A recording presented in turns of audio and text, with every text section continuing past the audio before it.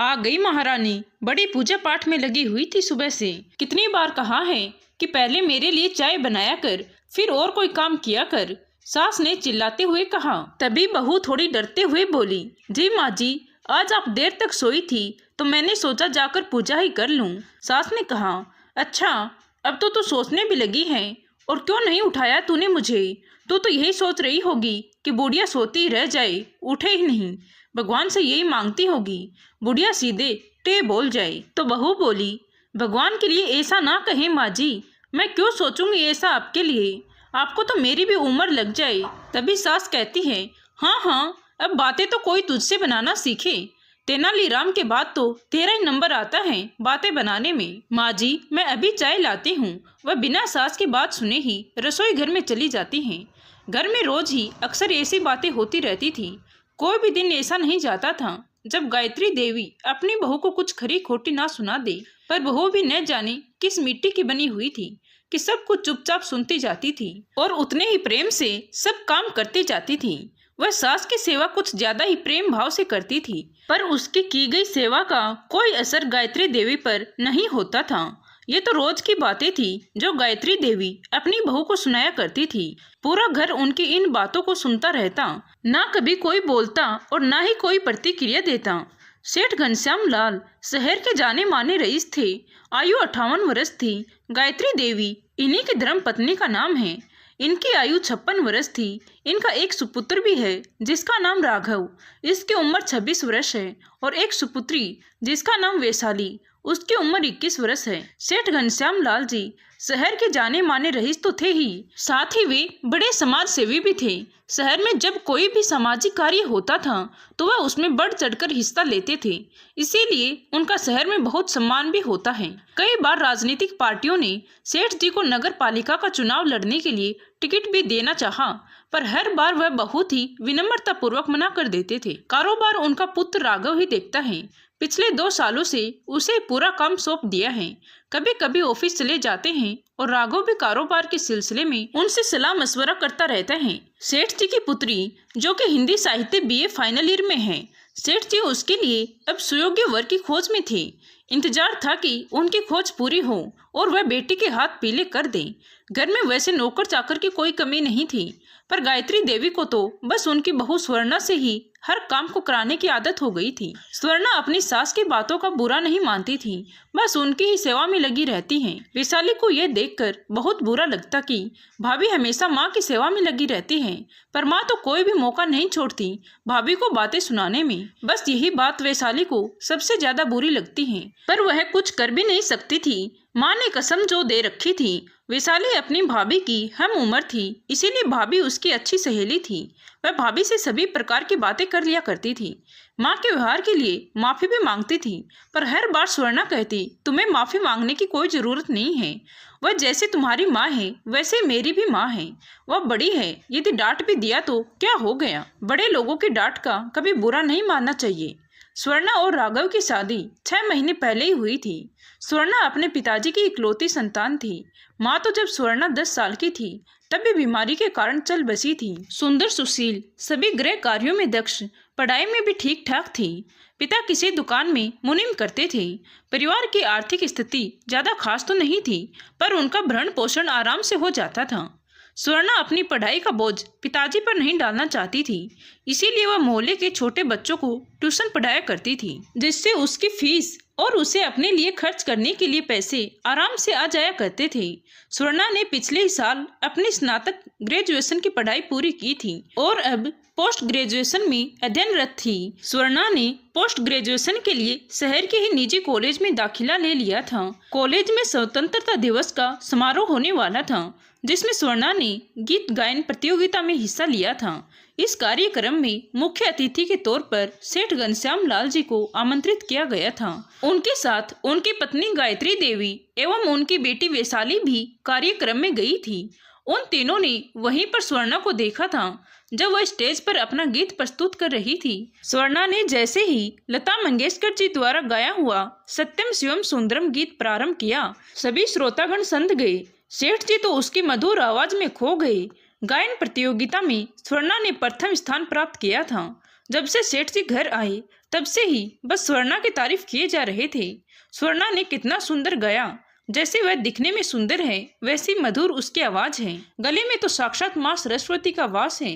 गायत्री देवी ने मजाक में कह दिया कि इतनी पसंद है ना तो बहू बना लो उसे। वैसे भी राघव के लिए लड़की तो ढूंढ ही रहे हैं आप। गायत्री देवी के मुंह से जैसे ये बात सेठ जी ने सुनी तो अपनी जगह से उछल पड़े और बोले, कभी कभी तुम भी समझदारी वाली बात कर देती हो। तो गायत्री देवी कुछ नाराज हो गई। फिर सेठ जी हंसते हुए कहने लगे, अरे हम तो मजाक कर रहे थे, आप तो नाराज हो गई। सेठ जी ने स्वर्णा के कॉलेज के प्रिंसिपल सर को फोन लगाया। उनसे स्वर्णा का पूरा नाम और पता लिया। अपने मुनीम जी को बुलाया और स्वर्णा के घर परिवार के बारे में पता करने के लिए कहा। मुनीम जी बोले, सेठ जी पता क्या करना है मैं बता देता हूँ। वह तो मेरे बहुत ही अच्छे मित्र हैं। पत्नी का देहांत हुए लगभग 12 वर्ष हो गए हैं। तब से घर में दोनों बाप बेटी ही हैं केवल। वह सेठ जी किशोरी लाल जी के यहाँ लगभग 25 सालों से मुनीम हैं। किशोरी लाल जी उन्हें अपने घर का सदस्य ही मानते हैं। मुनीम जी ने आगे बताया कि स्वर्णा तो साक्षात देवी का रूप है। वह जिस घर में जाएगी उस घर को स्वर्ग बना देगी।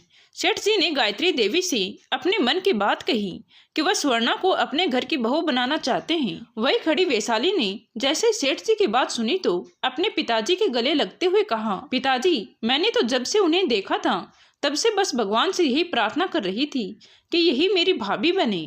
गायत्री देवी ने कहा, वह सब ठीक है, लड़की मुझे भी पसंद है, पर हमारी और उनकी आर्थिक एवं सामाजिक परिस्थितियों में बहुत अंतर है। बिना माँ की लड़की है तो क्या वह निभा पाएगी? सेठ जी ने कहा कि क्यों नहीं निभा पाएगी, धीरे धीरे सब सीख जाएगी। गायत्री देवी ने शर्त रखी कि राघव की शादी के बाद मैं कुछ भी करूं, कोई भी मुझसे किसी भी प्रकार का कोई प्रश्न नहीं करेगा और ना ही कोई मेरे किसी भी कार्य में आपत्ति प्रकट करेगा। आप तीनों को मेरी कसम खानी होगी। यदि किसी ने भी मेरी कसम तोड़ी तो उसी वक्त स्वर्णा को इस घर से जाना होगा। सेठ जी और वैशाली तो केवल स्वर्णा को इस घर में बहू के रूप में देखना चाहते थे। दोनों ने बिना सोचे समझे ही हाँ बोल दी, बिना भविष्य की चिंता किए। क्यों गायत्री देवी ने ये कसम और शर्त की बात रखी थी, पर सेठ जी को इससे कोई भी फर्क नहीं पड़ा। उन्हें तो केवल इसी बात की खुशी थी कि अब स्वर्णा जैसी सुशील लड़की उनके घर की बहू बनने जा रही है। राघव ने जब इन सब बातों के बारे में पूछा तो उसने ये कह दिया कि पिताजी को लड़की पसंद है और उन्हें माँ की शर्त एवं कसम से कोई परेशानी नहीं है, तो मुझे कोई समस्या नहीं है, मैं विवाह के लिए तैयार हूँ।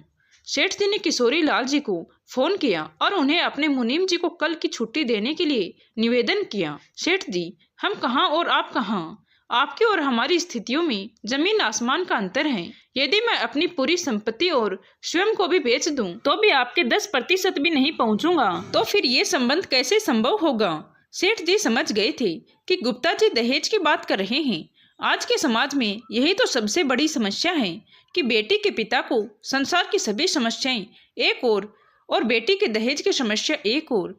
आज का समाज चाहे कितना ही आगे क्यों ना बढ़ गया हो, कितना ही मॉडर्न, कितना ही डिजिटल क्यों ना हो गया हो, पर यह दहेज रूपी राक्षस हमेशा अपना मुंह बाएं बेटी के पिता के सामने सदा ही खड़ा रहता है। कन्या भ्रूण हत्या इसी समस्या के कारण की जाती है, जो कि पढ़े लिखे समाज में ज्यादा होती हैं।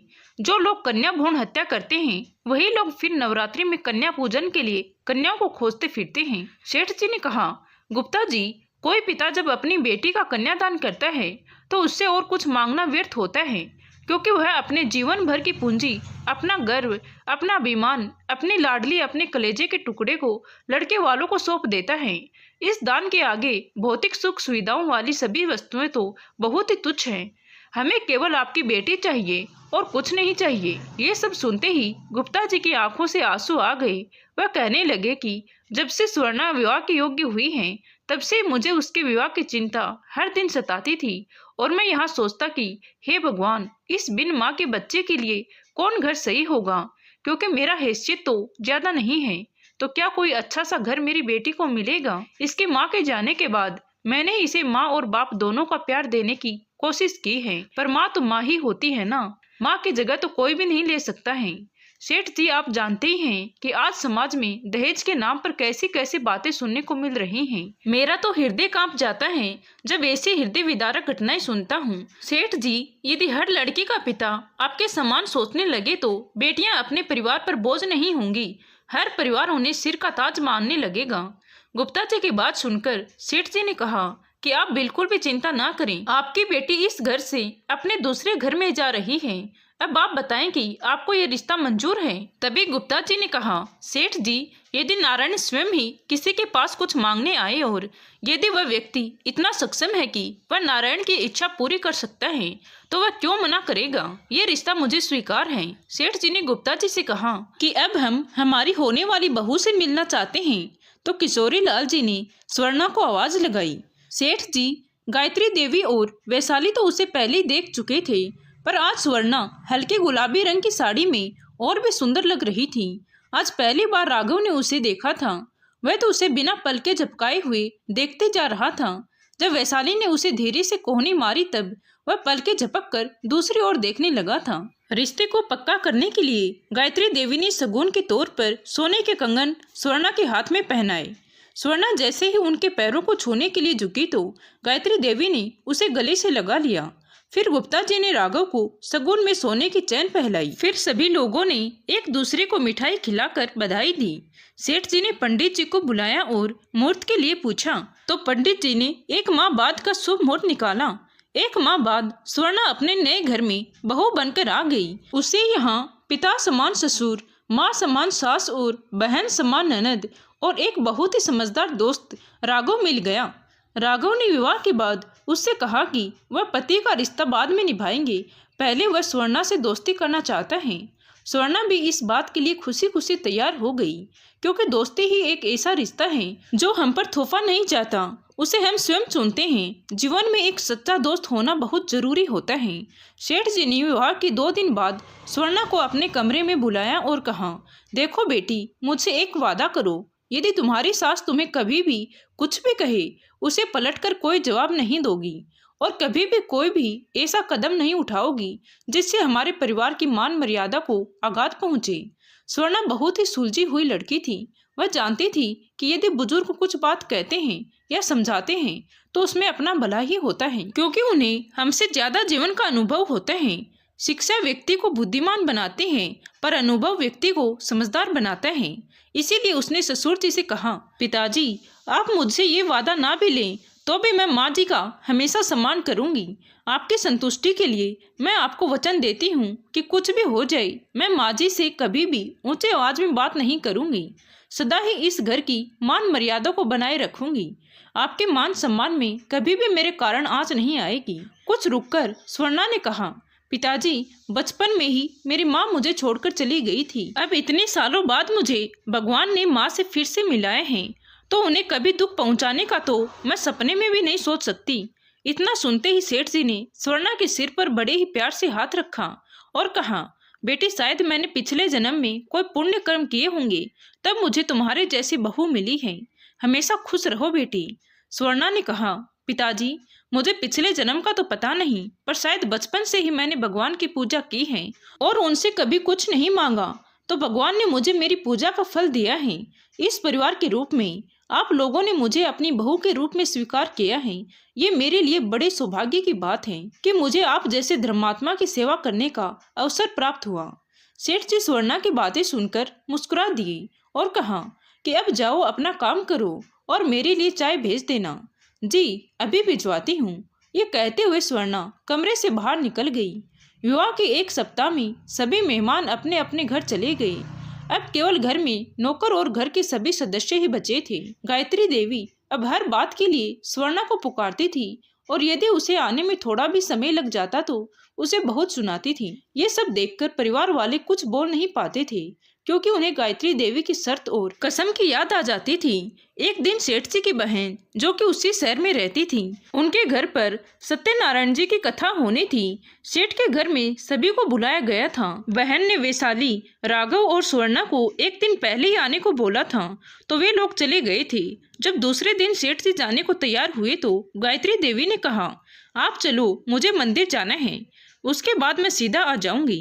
सेठ जी ने शर्त के कारण गायत्री देवी से कोई प्रश्न नहीं किया और वह चले गई। सेठ जी अब कभी कभी बहुत पछताते थे कि उन्होंने बिना विचार किए ही कसम ले ली, पर जब भी वह सुवर्णा को देखते तो उन्हें अपनी गलती पर कोई पछतावा नहीं होता था। 4 घंटे बाद गायत्री देवी भी ननद के घर पहुंची। कथा समापन के बाद प्रसाद ग्रहण करके सभी अपने अपने घर की ओर चले गए। सेठ जी भी अपने परिवार के साथ अपने घर आ गए। घर आकर देखा दरवाजे बंद थे तो सेठ जी ने नौकरों को बहुत आवाज दी। कोई उत्तर ना पाकर गायत्री देवी ने कहा, सभी कहीं चले गए होंगे, मेरे पास एक और चाबी है। और चाबी स्वर्णा को देते हुए कहा, दरवाजा खोलो। जैसे ही स्वर्णा ने दरवाजा खोला, पूरे घर में धूप अंधेरा था।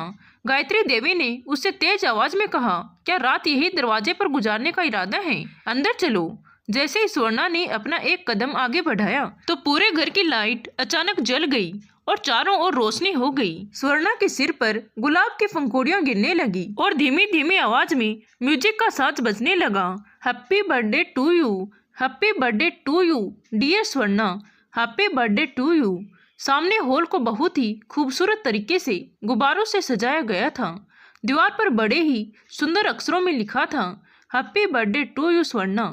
हॉल में बिल्कुल सेंटर में टेबल पर कुछ रखा हुआ था। स्वर्णा के साथ सभी बड़े आश्चर्य से ये नज़ारा देख रहे थे। तब गायत्री देवी ने सभी से कहा, क्या देख रहे हो सभी? आज मेरी प्यारी बहू का जन्मदिन है, इतना खास दिन है, इसे ऐसे ही जाने देती क्या? सेठ जी ने कहा, मुझे तो तुमने बताया ही नहीं। वैशाली ने भी झूठा गुस्सा दिखाते हुए राघव से कहा, भैया आपने भी नहीं बताया।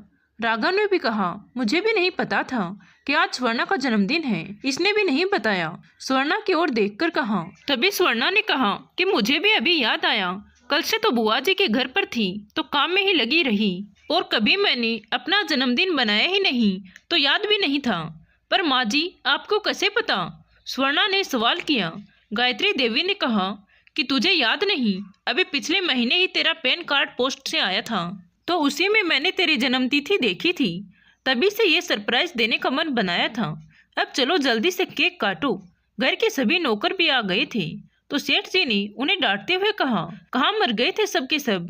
गायत्री देवी ने कहा, अरे उन्हें कुछ मत कहिए, मैंने ही बोला था घर के बाहर रहने को। फिर स्वर्णा ने केक काटा। सबसे पहले उसने पिताजी को खिलाया, फिर माँ जी को, वैशाली और फिर राघव को। सभी ने कहा, हमारे पास तो गिफ्ट ही नहीं देने के लिए। तभी गायत्री देवी ने कहा, तुम लोग बाद में दे देना, मेरे पास बहू को देने के लिए गिफ्ट है। सभी आश्चर्य से गायत्री देवी को देख रहे थे। आज उनका व्यवहार स्वर्णा के प्रति बदला हुआ लग रहा था।